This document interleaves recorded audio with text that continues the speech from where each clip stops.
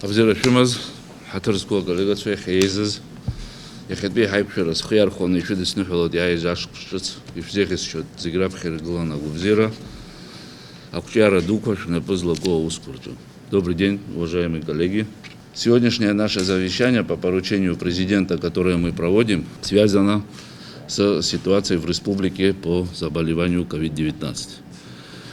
Вы знаете ситуацию, она не благоприятная, далеко. Те цифры, которые мы слышим и видим, не могут устраивать никого, ни руководство страны, ни вообще в целом дело. Большое количество людей умирает. Знаете, что президент подписал распоряжение буквально вчера, где указаны ряд мер, которые нужно нам всем вместе с вами реализовывать.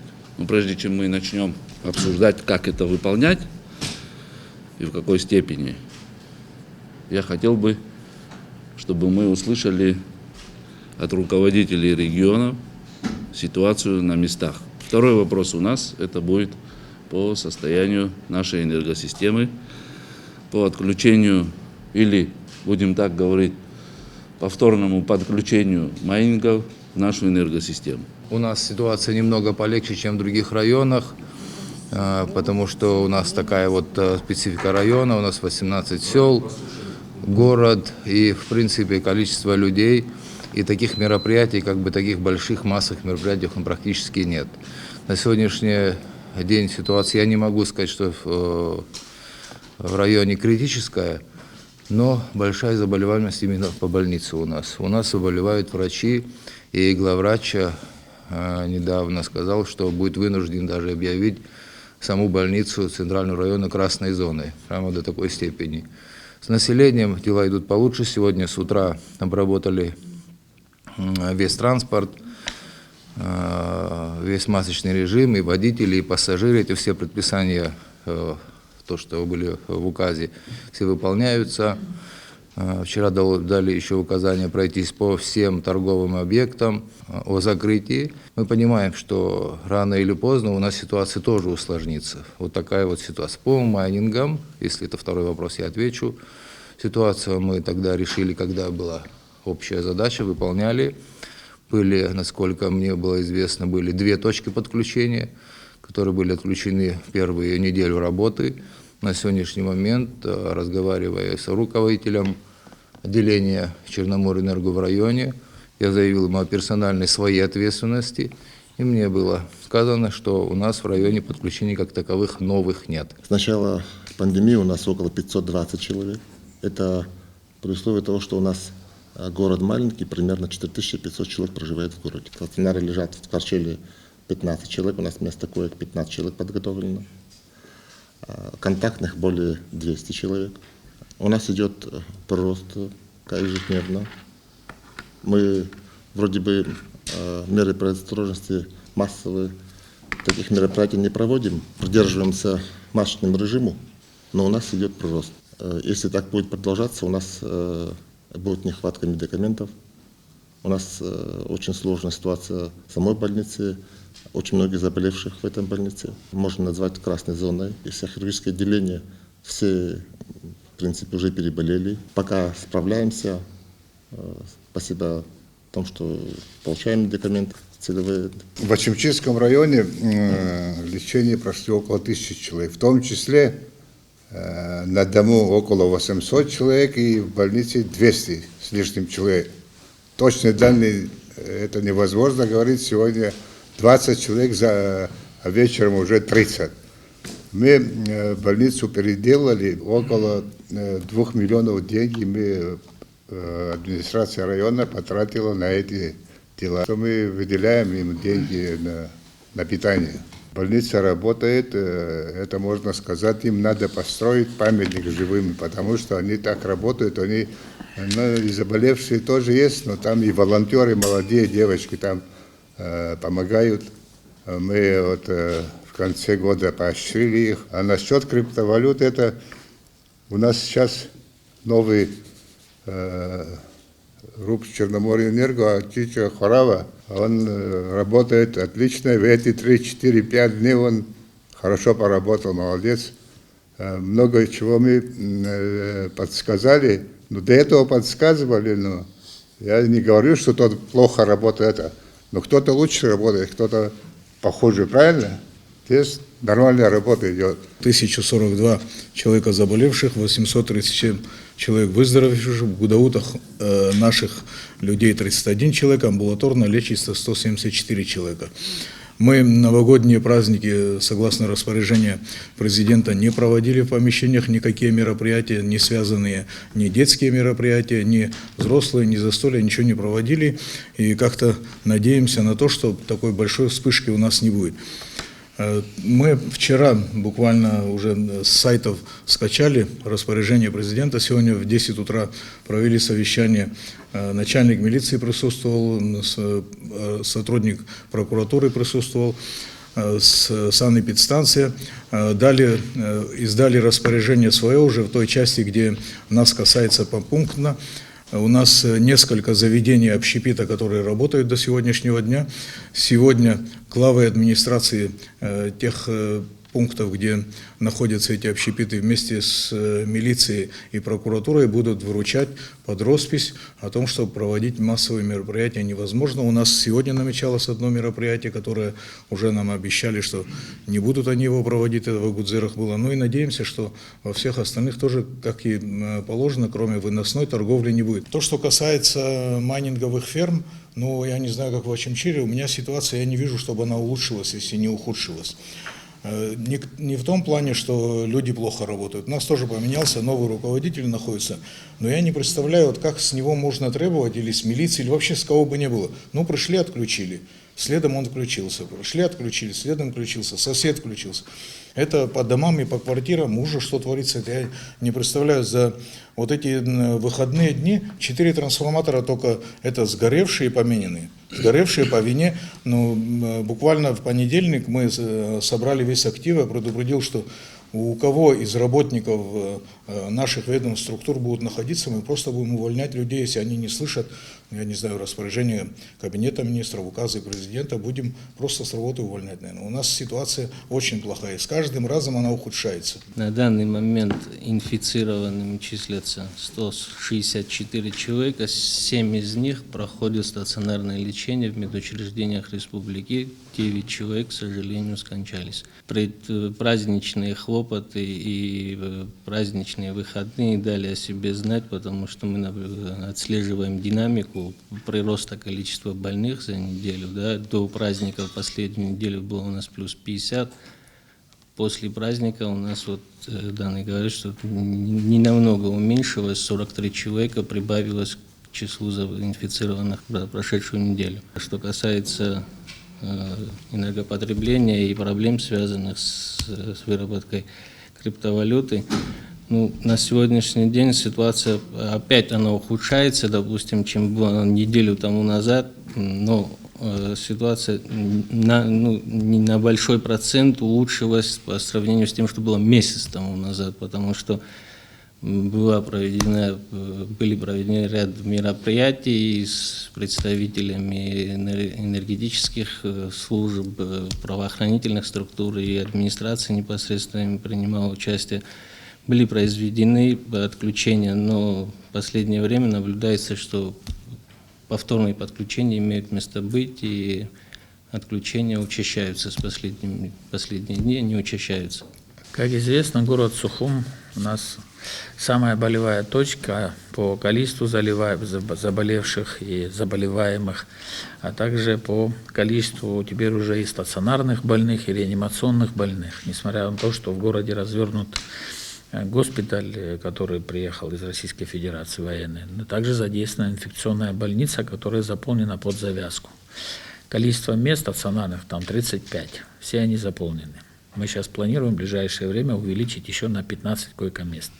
Разумеется, все это требует дополнительных ресурсов, специалистов. Вот, и надо провести еще какие-то определенные ремонтные работы. Вот, но мы посмотрим, учитывая, что только начало года и с финансами пока не совсем все хорошо, посмотрим, как мы выйдем по зарплатам и будем приступать к этой работе обязательно. Или обратимся за помощью, если, значит, сами не справимся с этой задачей. Но я уверен, что мы должны справиться с этой задачей. То есть количество койко-мест мы нацелены на то, чтобы увеличить.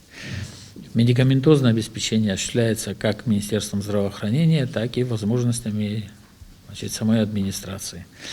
Безусловно, организовано питание, как и медперсонала, так и больных, которые там лежат.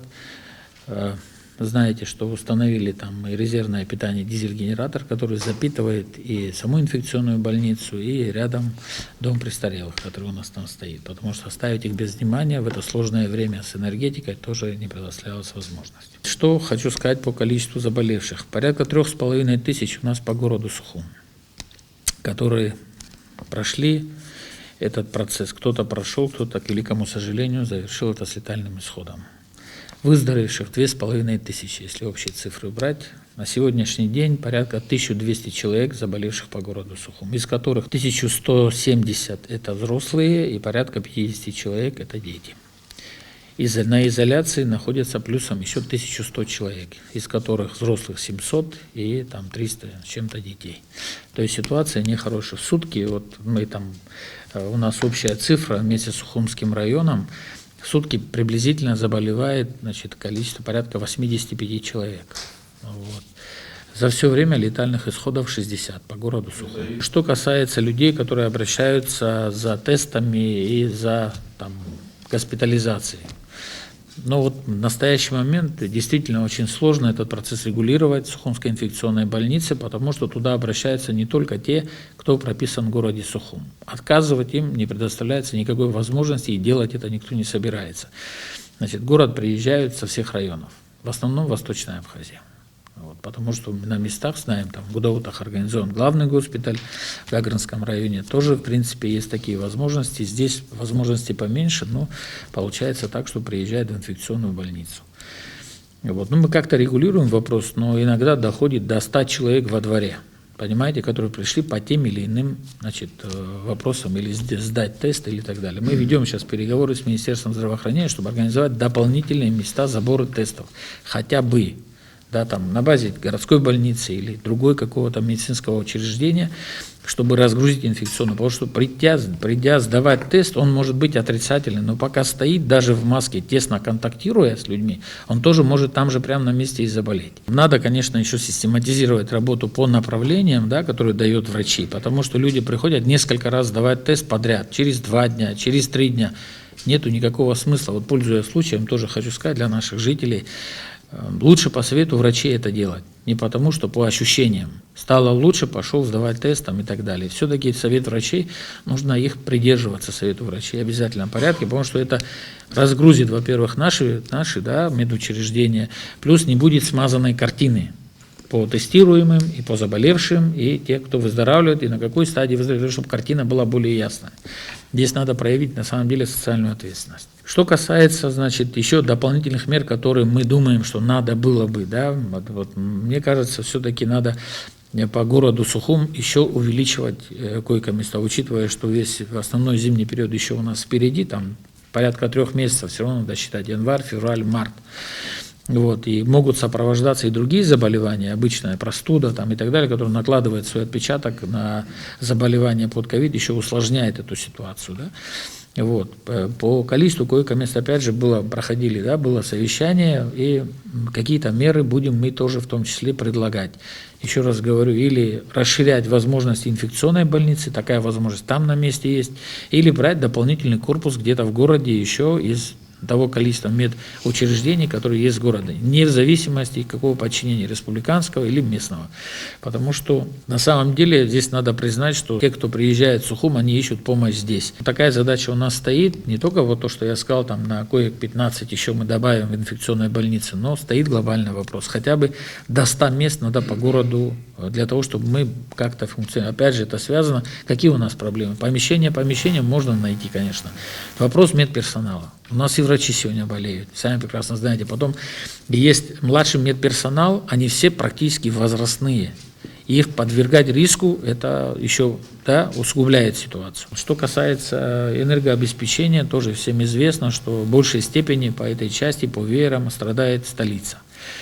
Нагрузки выросли, так как погода, помимо майнингов или майнеров, как их по-разному можно называть, еще и усугубляется тем, что у нас пошли немного холода. Дальше будет хуже. Все это прекрасно знают, и их потепление не ожидается как минимум 2 месяца. Поэтому, конечно, надо усилить работу, и мы со своей стороны готовы оказывать всяческое содействие. Допустим, там, где обслуживают наши коммунальные службы, во много раз было такое, где мы сталкиваемся с тем, что в домах или во дворе, проводя те или иные ремонтные работы, слышат звук или определяют, что там мы моментально сообщаем в тот же СУЭС и так далее, туда выезжает дальше по цепочке, бригада и так далее. У нас отдельно выведенные структуры, которые будут заниматься поиском майнеров, такого нету. Есть подразделения, Сухумское управление электросетями, которое в принципе содержится за счет управления республиканского унитарного предприятия Черноморэнерго, и заработную плату они оттуда получают, и все, и полное взаимодействие с ними. Мы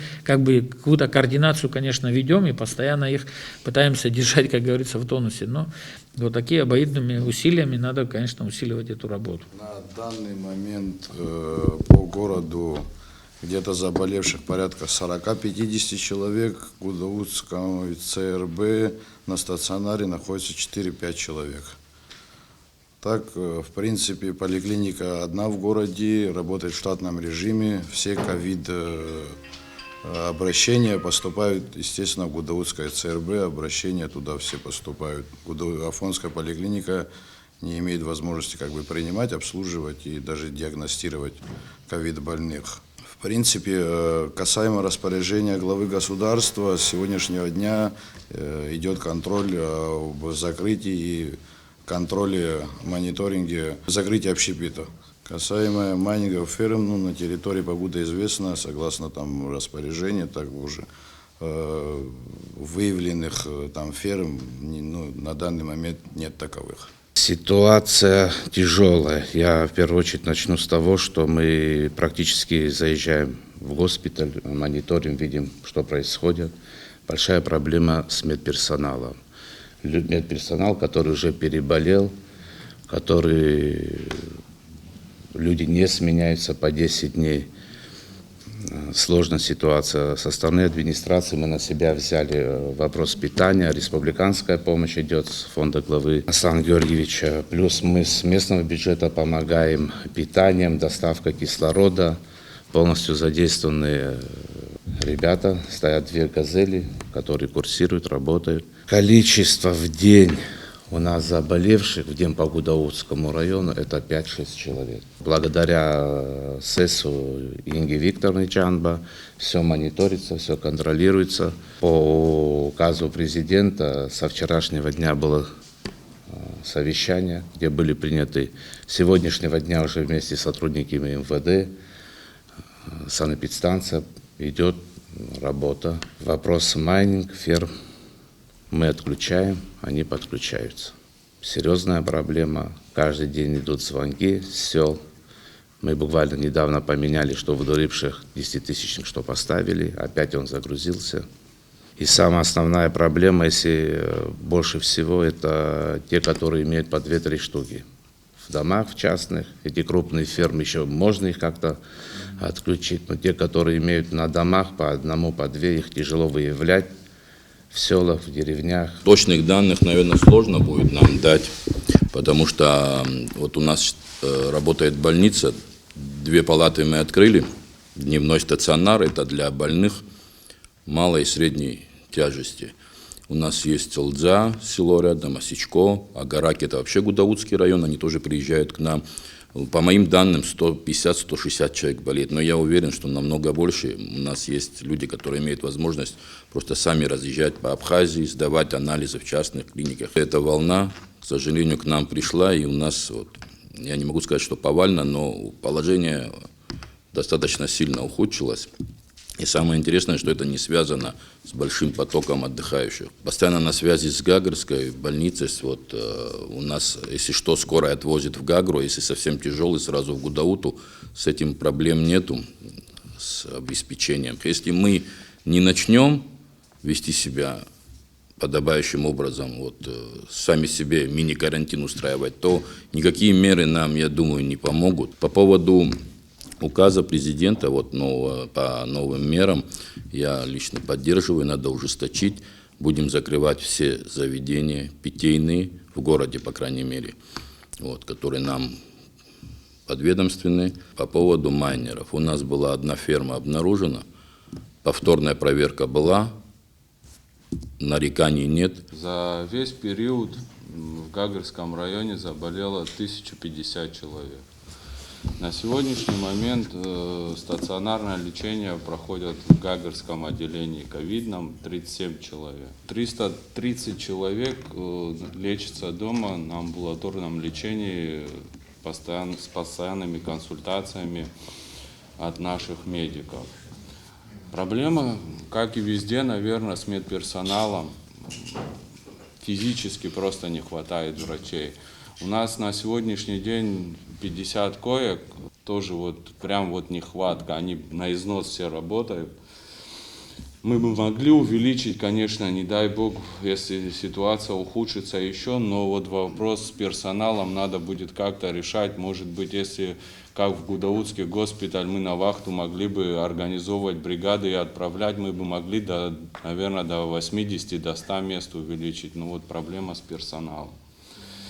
Еще мы при администрации открыли горячую линию. Постоянно обзваниваем всех положительных наших больных, оказываем всяческую помощь медикаментами, кому-то нуждающимся и продуктами питания. Такую работу проводим. Хотя бы чуть-чуть с запасом, если бы нам могли присылать медикаменты не на 3 дня, а хотя бы на 5 дней, потому что идет прям нехватка. Бывают поступления новых больных, и лекарства расходуются очень быстро. Что касается энергосистемы в районе, я вам по цифрам скажу. В 2019 году в летний период Гагра потребляла 78,2 мегаватта, в зимний период 97. В зиму 2020 года это уже 115,5 мегаватт и лето 85. В среднем приблизительно на 20 мегаватт у нас потребление увеличилось. И за данный период с закрытием всех этих так называемых криптоферм мы высвободили около 10 мегаватт. У нас наблюдается стабильный рост.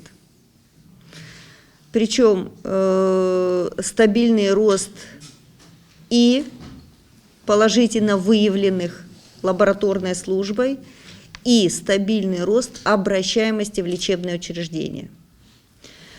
Значит, все ограничительные мероприятия, которые вводятся в республике и вообще по всему миру, они служат не для того, чтобы ликвидировать инфекцию. Они применяются для того, чтобы уменьшить нагрузку на медицинские учреждения страны. Понимаете? Когда маленькое количество обращаемости населения в лечебные учреждения, естественно, медицинская помощь доходит до каждого пациента, обратившегося в лечебное учреждение. В лечебные учреждения как шли пациенты с другой симптоматикой, помимо коронавирусной инфекции, так и идут. Никто другие заболевания не отменял. Но, однако же, наше общение, наши мероприятия массовые, которые прошли в республике, дали рост обращаемости людей, которые, скажем так, просто боятся от того, что они были в контакте с больными. И поэтому нагрузка на лечебные учреждения, если я скажу в 3 раза, не ошибусь, возросла. За это время, за этот год, проведенный в Республике Абхазия с этой инфекцией, наш медицинский персонал уже успел переболеть по одному кругу практически все.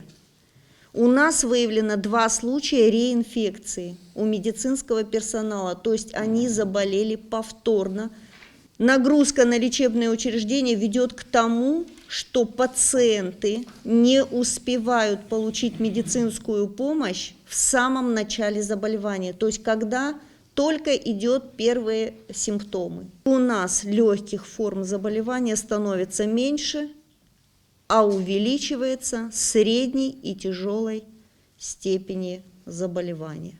Естественно, будет расти нагрузка на инфекционный стационар города Сухум, и, естественно, будет страдать Гудаутский госпиталь. Стоимость, например, лечения одного тяжелого пациента от 200 до 300 тысяч рублей. И когда государство несет такую нагрузку от того, что очень многие наши люди недооценивают этого заболевания, не считают, ну подумаешь, надо переболеть, нюх потеряю, чуть-чуть там полежу, где-то у меня там слабость побудет в теле, я выскочу из этого заболевания, и все будет нормально. Однако же погодные условия, которые у нас сейчас находятся на улице, не способствуют тому, чтобы мы все легко, замечательно выходили из этого заболевания. Наоборот, осложнения довольно-таки серьезные дает. Если раньше у нас группа риска была 65 и плюс, то сейчас от 15 до 30 лет. Естественно, все в том объеме, если будет исполнено, что сейчас озвучено президентом в распоряжении, то я думаю, конечно, заболеваемость пойдет на спад. Но как бы в республике нужно принять еще дополнительные меры для того, чтобы сбить нагрузку на лечебные учреждения. Наша страна продолжает противостоять пандемии, которая на самом деле угрожает здоровью нашего населения. Как известно, на борьбу с этой инфекцией мобилизованы все ресурсы нашей страны, человеческие, экономические, финансовые. В этой связи была проделана определенная работа, в том числе и членами штаба, перед тем, как предложить президенту страны свою инициативу. Была дана оценка, насколько достаточны те меры, которые были приняты в предыдущем распоряжении. Если на период октябрь-ноябрь прошлого года наблюдалась стабилизация, то, как известно, уже позже у нас обратно пошел рост заболеваемости. В этой связи Координационный штаб принял решение предложить президенту страны усилить меры ограничительные, связанные с защитой нашего населения. Было принято распоряжение. Хочу прокомментировать, что отдельные пункты этого распоряжения усилили меры, но все равно они еще точечные. Сейчас самая важная задача, которая стоит в отношении защиты здоровья наших граждан, это сократить скорость распространения инфекции. Этому в том числе будет способствовать и те меры, о которых говорилось уже здесь, через конкретную помощь и поддержку системе здравоохранения, которая беспрецедентную нагрузку получает ежедневно, причем дополнительную нагрузку. Но в том числе и соблюдением тех мер и требований, которые указаны в распоряжении. Безусловно, их выполнение, ну и самое главное, контроль за этим. Вчера, как известно, в правительстве прошло совещание с членами правительства по этому вопросу. Проговорили взаимодействие между различными ведомствами, которые являются ответственными за ходом выполнения распоряжения президента. Здравоохранение – это, конечно, безусловный важный аспект, на который сейчас мы все надеемся, опираемся. Они, медики, на самом деле, справедливо было здесь сказано, это подвиг совершают люди. Они, наверное, больше всех хотят находиться рядом со своими родными и близкими. Наша задача – помочь им, помочь своими действиями. Все мы, несомненно, озабочены и системой здравоохранения, и системой образования в нашей стране. Мы уже понимаем, что приближается, по сути, де-факто к концу учебный год. И если он не состоится, то это вызовет определенные сложности, в том числе и в будущем для юношей призывного возраста. И других там много факторов. Возвращаясь к системе здравоохранения, хочу сказать вот о той озабоченности, которую высказал санитарный врач республики. Пока еще удается сдерживать ситуацию в специализированных медицинских учреждениях нашей страны, таких как противотуберкулезный диспансер и психбольница. Нам сложно представить, если там начнется эпидемия, пациенты с особыми заболеваниями, как они будут поступать в ковидный госпиталь, ну, или другие учреждения, где подобную медицинскую помощь оказывают таким больным. По поручению президента был увеличен коечный фонд информации глав администрации. Слышим, что его уже тоже не хватает, этого коечного фонда. Поэтому это все обязывает нас вот очень предельно внимательно относиться к требованиям, указанным в распоряжении. Мы события должны стараться опережать. Вот выверенные, правильные решения, вот они помогут, это вот точно. Сегодня врачи, особенно младший и средний персонал, полностью переквалифицировались. Поддержка оказывается, естественно, государство постоянно оказывает экономическую помощь. Коллеги наши с Российской Федерации оказывают помощь. Но все равно, как видим, нам пока еще необходимо держать это все на особом контроле. Что хотелось бы сказать в отношении мер, которые должны быть приняты или уже приняты в наших районах республики. Предлагаю вот взаимодействие между главами администрации, чтобы, может быть, не полностью исключить, а вот синхронизировать даты, когда работают рынки. Чтобы, к примеру, так не получалось, что сопредельные там близлежащие территории в один и тот же день рынки работали. Хотелось бы, чтобы в разные дни работали, это вот позволит ограничить людей, и скопления будет меньше. Большая нагрузка легла на плечи и Министерства внутренних дел, и других служб. Здесь очень важно провести и разъяснительную работу с подведомственными учреждениями. Если мы проявим все вместе ответственность, это важно для нас, важно. Более того, сейчас наступит время, вот как мы говорим, традиционного нашего внимания к агропромышленному комплексу. Наверное, множество людей должно вовлечено быть в этот процесс. И не хотелось бы, чтобы в это время вот такие ограничительные меры работали. Сегодня и руководство страны, правительство, все стараются, и все силы направлены на решение этих вопросов и задач.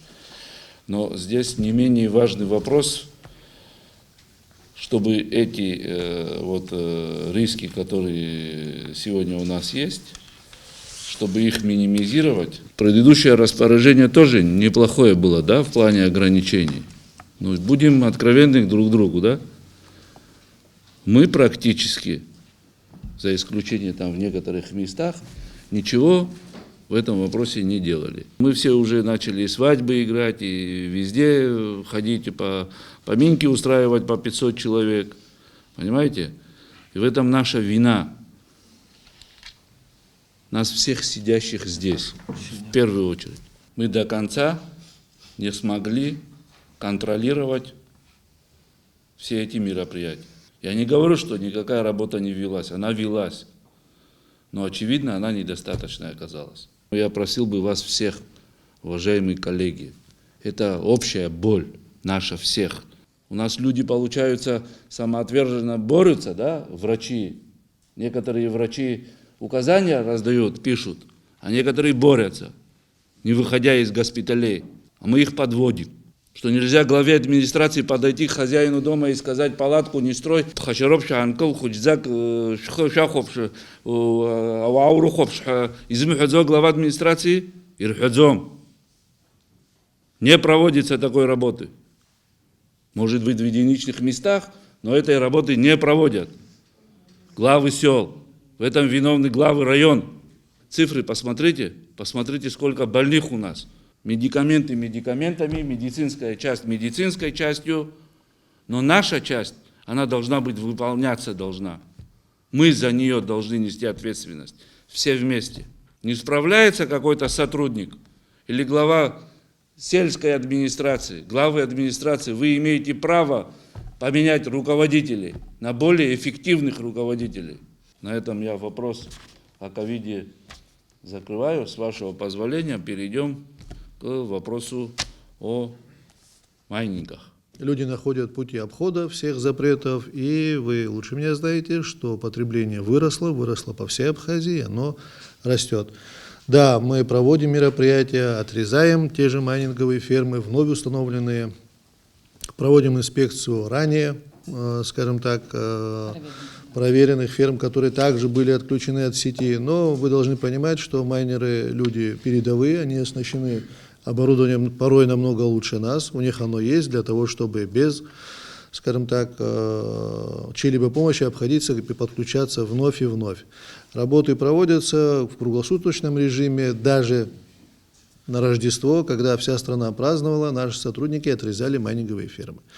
Где-то это чувствуется, где-то более, где-то менее. В разных местах ситуация разная.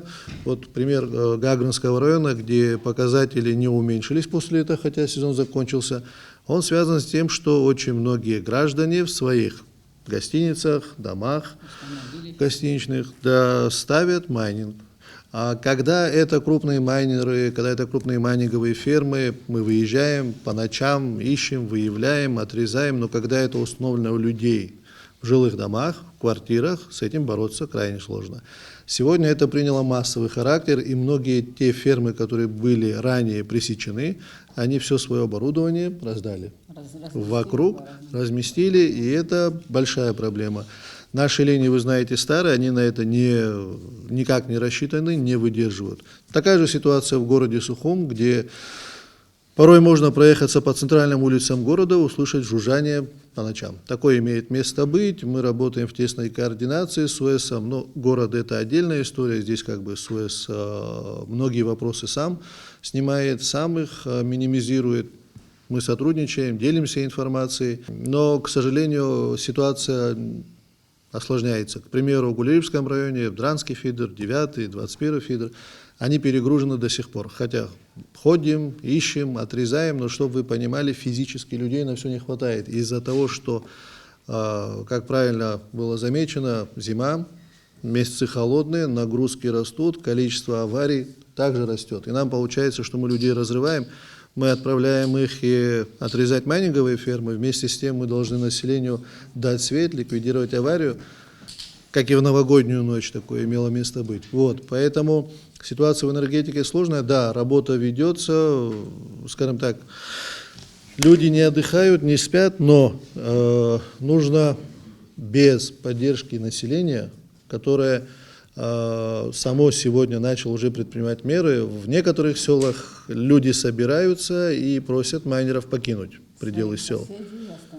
Да, такое имеет место быть. Это как бы действительно поддержка, потому что это хорошее явление. Это потому что люди ответственно подходят к семье, люди хотят, чтобы их дети сидели со светом в тепле.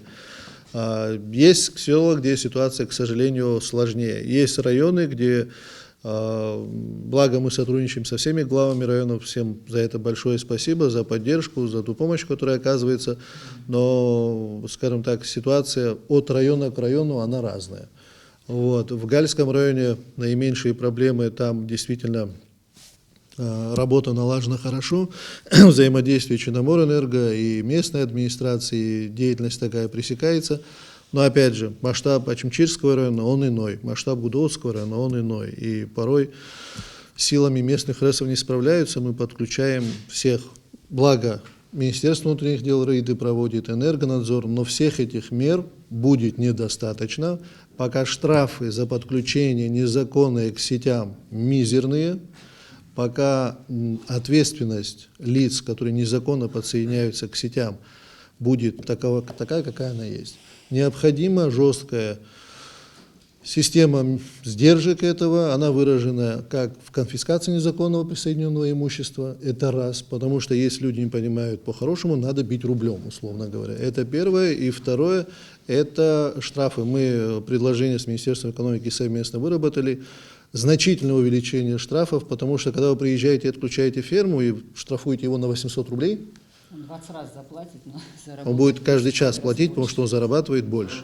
Поэтому здесь необходимо как помощь правительства, так и парламентариев в том, чтобы в скорейшем порядке принять все, скажем так, необходимые нормативно-правовые акты для того, чтобы отрегулировать эту сферу так, чтобы сегодня сотрудники внутренних дел, представители Черноморэнерго, Энергонадзор могли бы влиять действительно по факту, потому что у нас полномочий на то, чтобы бороться, кроме тех, которые сегодня есть, мизерные, иных нету. Вот мы, скажем так, в рамках компетенции с этим и боремся как можем, но этого не хватает. Я вам скажу, как обстоят дела.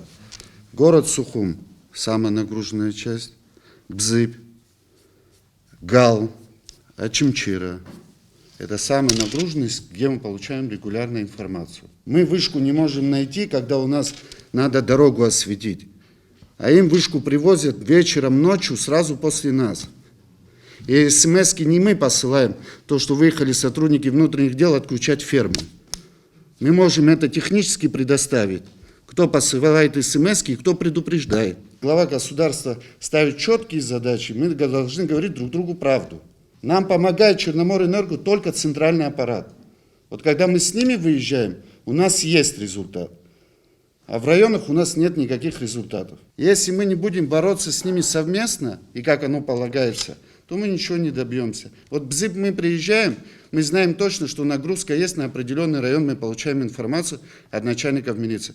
Нас везут в те места, где мы уже отключили. Если мы не будем снимать тех руководителей, и они не будут нести персональную ответственность, то никакой борьбы не будет, все будет фикция. Информация как и в МВД, так и в СГБ поступает. Информацию, которую мы получаем, мы совместно отрабатываем. С учетом того, что служба госбезопасности как бы не чуть по своей компетенции не имеет отношения к тому, чтобы отключать, но информируем МВД о точках. И, соответственно, сейчас мы нарабатываем материал лиц, которые являются определенными должностными лицами. В отношении них тоже, наверное, каждого сознания, в первую очередь, должностных лиц должно включиться, потому что это проблема национальная. Национальная безопасность. Вообще, в целом, сейчас мы понимаем, откуда идет к нам электроэнергия и сколько нам это все обходится. Ну, я думаю, не совсем было бы правильно, что некоторые люди этим пользовались. То есть я всецело поддерживаю позицию МВД и оказываем соответствующее содействие.